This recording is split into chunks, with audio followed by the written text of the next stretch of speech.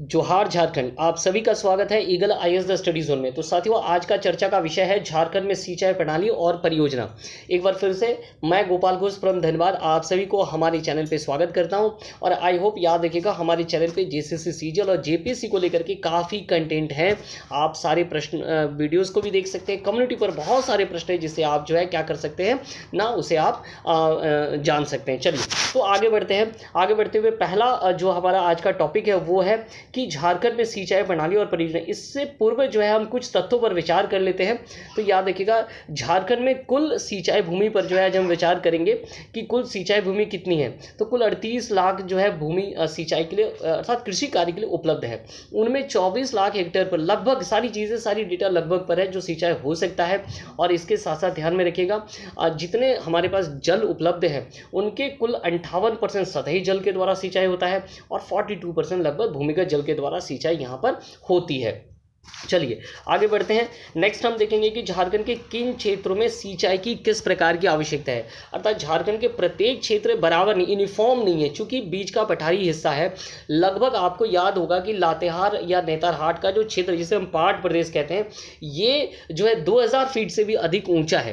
तो यहाँ के क्षेत्रों की पृष्ठभूमि, इसके साथ साथ उत्तरी छोटानागपुर की पृष्ठभूमि और इसके संथाल परगना की पृष्ठभूमि और कोल्हान की पृष्ठभूमि, ये जो 5 परगने बने, 5 जो परमंडल बने, सभी के जो भूस्थलीय संरचना है काफ़ी अलग है।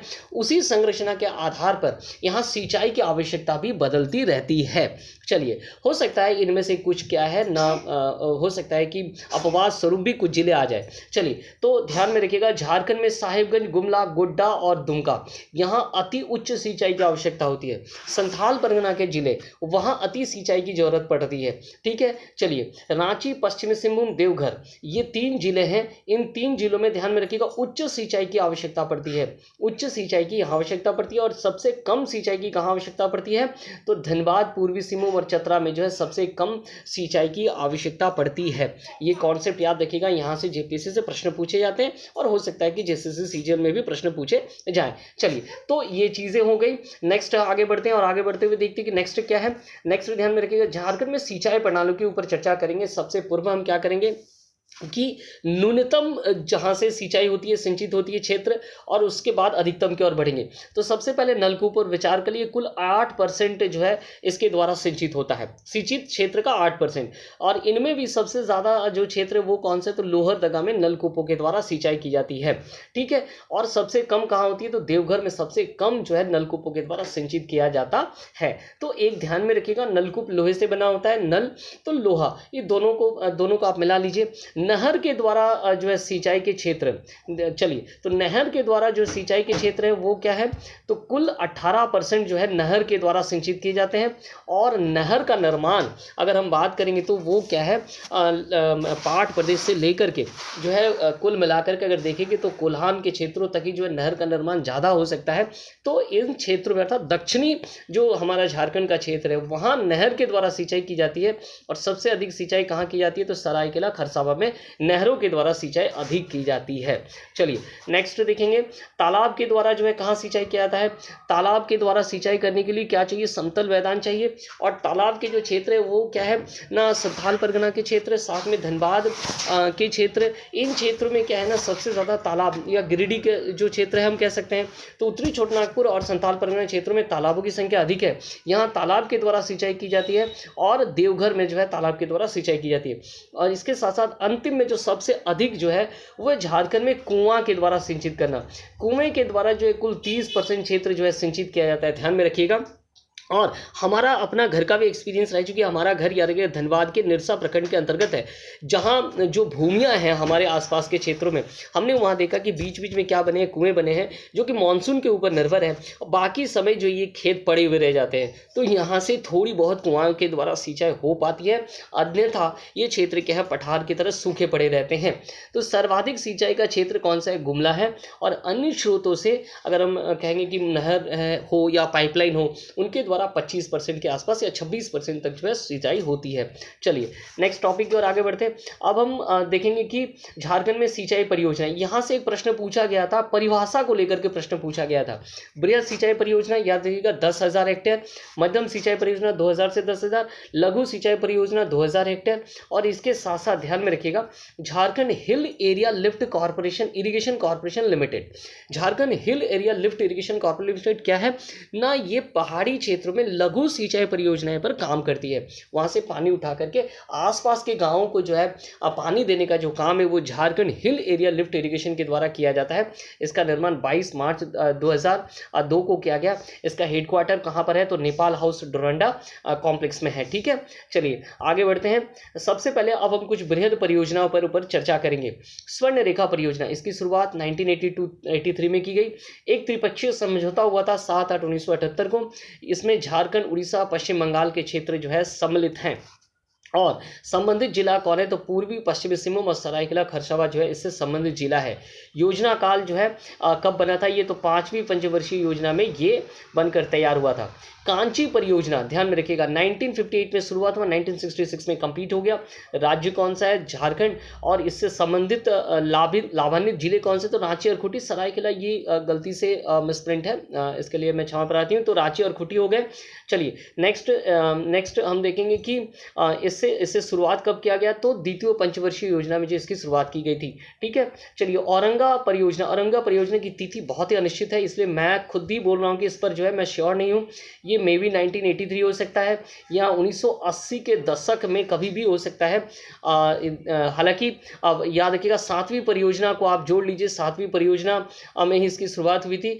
तो संबंधित जिला कौन सा है तो लातेहार और पलामू जो है औरंगा से लाभान्वित जिले हैं। चलिए नेक्स्ट क्या है, नेक्स्ट हम देखेंगे। नेक्स्ट है अजय परियोजना।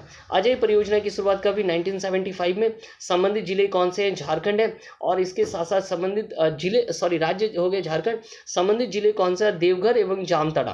और योजना काल कौन सा है तो 5वीं पंचवर्षीय योजना जो है याद रखना है योजना काल है। चलिए गुमानी जलाशय योजना की शुरुआत कभी 1976 में हुई। संबंधित राज्य कौन सा है तो झारखंड है, और इसके साथ साथ ध्यान में रखिएगा संबंधित जिले कौन से हैं साहिबगंज और पाकुड़ संबंधित जिले हैं। और 5वीं पंचवर्षीय योजना में इसकी शुरुआत हुई थी। गुमानी एक क्या है ना बृहद परियोजना है, ध्यान में रखिएगा। पुनासी जलाशय परियोजना ये भी संथाल परगना के ही हैं। 1982 में इसकी शुरुआत की गई थी, और इसके साथ साथ देवघर और दुमका इससे लाभान्वित जिले हैं। 7वीं पंचवर्षीय योजना में इसकी शुरुआत की गई है। उत्तरी कोयल जलाशय परियोजना बहुत बड़ी जलाशय परियोजना थी, लेकिन इसे रोक लगा दिया गया था 1993 में बिहार सरकार के द्वारा, और बाद में 2015 में इसे शुरुआत करने के लिए फिर से काम चल रहा है। यहाँ जो मंडल डैम बना था उसका नाम भी चेंज कर दिया गया, नीलांबर पीतांबर डैम रख दिया गया है। चलिए तो उत्तरी कोयल जलाशय परियोजना पलामू गढ़वा 5वीं पंचवर्षीय योजना में इसे शुरुआत करने की पहल की गई थी। नेक्स्ट हम लोग देखेंगे कुनार जलाशय योजना। कुनार के नाम से स्पष्ट है कि 1978 में तैयार हुआ था। गिरिडीह, बोकारो और हजारीबाग के क्षेत्रों में फैला हुआ है, और 5वीं पंचवर्षीय योजना में इसे शुरुआत की गई थी। नेक्स्ट मध्यम, अब हम ये कुछ मैंने आपको बृहद परियोजना के बारे में बताया। अब कुछ मध्यम सिंचाई परियोजनाएं जिन्हें हालांकि याद रखिएगा झारखंड में 600 से अधिक क्या है ना मध्यम सिंचाई परियोजनाएं चली, उन सभी को याद रखना संभव नहीं है।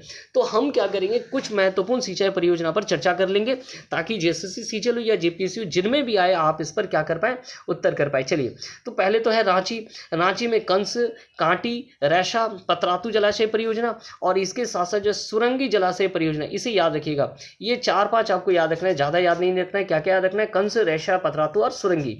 चलिए नेक्स्ट हम लोग देखेंगे खूंटी में 2 याद रखिएगा, लतरातू जलाशय परियोजना और तंजना जलाशय परियोजना। इन दोनों को याद रखिएगा खूंटी के तर्ज पर। और इसके साथ साथ जो है मध्यम सिंचाई परियोजना गुमला में बहुत ही महत्वपूर्ण, एक तो राम रेखा तपकड़ा जो कि गुमला और सिमडेगा के सम्मिलित है। इसके साथ अपर संघ जलाशय परियोजना, कतरी जलाशय परियोजना, इसे भी याद रखिएगा, और सुवाली जलाशय परियोजना। हालांकि ऐसा माना जा रहा है कि सुवाली के साथ साथ रांची की कुछ जलाशय परियोजनाओं को हेमंत सरकार बंद करना चाहती है, क्योंकि इससे किसानों को लाभ नहीं प्राप्त हो रहा था। चलिए आगे बढ़ते हैं। सिमडेगा में जो है एक याद रखिएगा कंसजोर जलाशय परियोजना, ये सिमडेगा के हैं।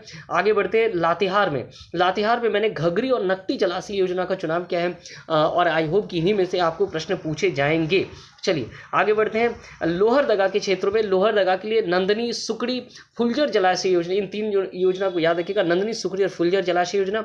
गढ़वा के लिए क्या याद रखें, गढ़वा के लिए याद रखिएगा अनरज, बाई बांकी, डोमनी नाला को बिल्कुल याद रखिएगा, डोमनी नाला और सोन कन्हर पाइपलाइन परियोजना, ये दोनों, हालांकि सोन कन्हर जो है गढ़वा के साथ पलामू के संयुक्त परियोजना है, तो इन्हें याद रखिएगा, डोमनी नाला, सोन कन्हर पाइपलाइन और अनराज।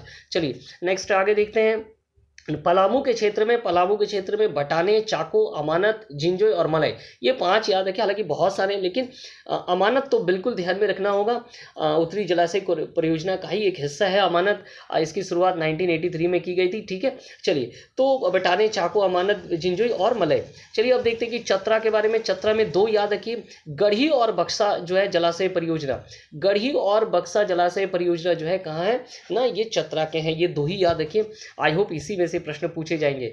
ईस्ट सिंहभूम में हम क्या याद रखें, पूर्वी सिंहभूम में तो ब्राह्मणी, रोरो और जैनसई परियोजना को याद रखिएगा, इतना ही जो है ध्यान में रखिएगा, काफी है। और आगे बढ़ते हैं। वेस्ट सिंहभूम के लिए क्या याद रखेंगे, झरझरा, सतकोटका, नकटी और सोनवा, इनमें से नकटी और सोनवा काफी इंपॉर्टेंट है, इन्हें याद रखिएगा। तो ये ईस्ट सिंहभूम में 4, झरझरा, पोटका, सकटी और सोनवा। और सरायकेला खरसावा की क्या है, सरायकेला खरसावा की जो है सुरु जलाशय परियोजना जो है सरायकेला खरसावा के हैं। नेक्स्ट धनबाद के लिए क्या याद रखें, तो धनबाद में एक ही महत्वपूर्ण है, वो है खुदिया बियर योजना, निरसा प्रखंड से होकर गुजरी है। हम सब इसके हम कह सकते हैं कि इससे हमारा गहरा लगाव भी, चूँकि हम सब जब गुजरते हैं निरसा से होकर के, धनबाद से होकर के, तो ये खुदिया नदी जो है ये इसके ऊपर रेलवे डैम भी बना हुआ है, और जो है रोड के भी डैम बने, रोड के भी क्या बने हैं ना, बैरेज बने हुए, ठीक है। चलिए, तो खुदिया और गोबाई। कोडरमा में क्या याद रखें, कोडरमा में याद रखिएगा केसो और पंचखेड़ो, केसो और पंचखेड़ो जलाशय योजना कहाँ है, तो कोडरमा के लिए, ठीक है। रामगढ़ में क्या है, भैरवी जलाशय योजना, रामगढ़ के बारे में पूछा भी जाता है, भैरवी जलाशय योजना के बारे में भी, और साथ में जो है राजरप्पा जलप्रपात जो है उसके बारे में भी, ठीक है। चलिए, मध्यम सिंचाई योजना के अंतर्गत साहिबगंज में हम क्या याद रखें, तो सकड़ी गली पंप योजना, सिर्फ इसे याद रखना है। सारी तिथियों को छोड़ दे, सिर्फ बृहद परियोजनाओं की कुछ तिथियां और पंचवर्षीय योजना याद रखें, बाकी प्रयास करें कि कौन कहाँ से है। गोड्डा के अंतर्गत देखते हैं क्या है, गोड्डा के अंतर्गत जो है 2 याद रखिएगा, बटेश्वर थान पंप योजना बहुत महत्वपूर्ण, और तोराई परियोजना, ये 2 जो है गोड्डा के लिए महत्वपूर्ण है, ठीक है। चलिए, तो ये कुछ याद रखिएगा, मैंने आप सभी के लिए कलेक्शन किया था, एक तो बृहद सिंचाई परियोजना और कुछ मध्यम सिंचाई परियोजना को मैंने कलेक्शन किया। इसके साथ साथ आज आपको झालकों के बारे में भी बता दिया, जो कि हिल एरिया इरिगेशन लिफ्ट का कार्य करती है। 2017 के बाद इसके कोई अपडेट अभी तक मिल नहीं रहे हैं, तो ये सारी चीज़ें आपको ध्यान में रखनी होगी, याद रखिएगा। ऐसे ही महत्वपूर्ण जो है वीडियोस के लिए और साथ में महत्वपूर्ण टॉपिक के लिए हमारे साथ जुड़ना ना भूले, eagle IAS the study zone में। बहुत बहुत धन्यवाद आप सभी का।